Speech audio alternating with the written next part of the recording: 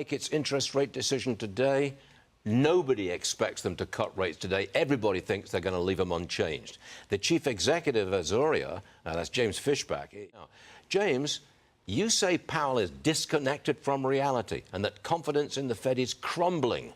Those are strong words. Make your case, young man. Well, good morning, Stuart.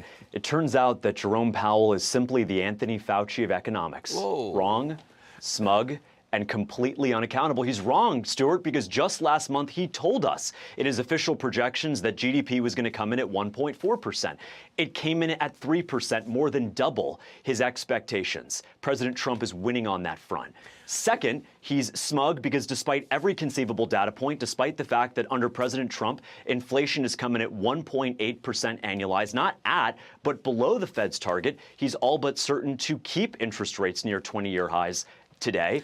And lastly, he's unaccountable. For the first time in 30 years, Stuart, there are going to be two Fed governors, Mickey Bowman and Chris Waller, who are going to dissent from the Fed today, saying that the Fed should be cutting today, but in fact aren't. And that's why zoria sued Jerome Powell in federal court last week. Yep. We want accountability and transparency from Jerome Powell. Okay, now, can you show, producers, can you show me that video of when President Trump visited the Fed and stood next to Jay Powell and made him, he looked really uncomfortable.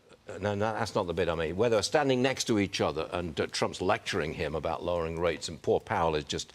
Don't you ever feel sorry for Jay Powell at all? No, I don't feel sorry for Jerome Powell. He's worth over $200 million. Who I feel sorry for is the Americans who can't get a mortgage because interest rates are at 20-year highs. I feel sorry for the fact that they can't start a family, they can't grow a family, they can't buy a home. I feel sad for the single mom in East Baltimore or in East Cincinnati who can't get a credit card because Jerome Powell is trying to undermine the President of the United States. I'm sorry, Stuart. I don't feel sorry for a man who is using his political duly elected President of the United States. Jerome Powell, one, needs to lower rates, and two, needs to open his meetings up.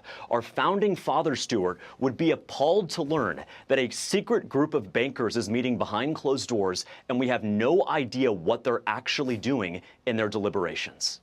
It always has been bankers meeting secretly. You know that, don't you?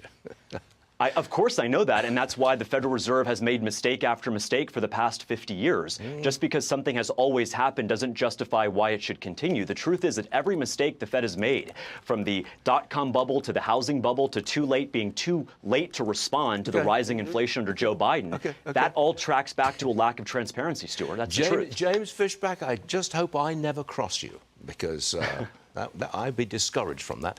James Fishback, you come and see us again anytime you like. Thanks very much, James. Great to see you, Stuart. Yes, sir. God bless.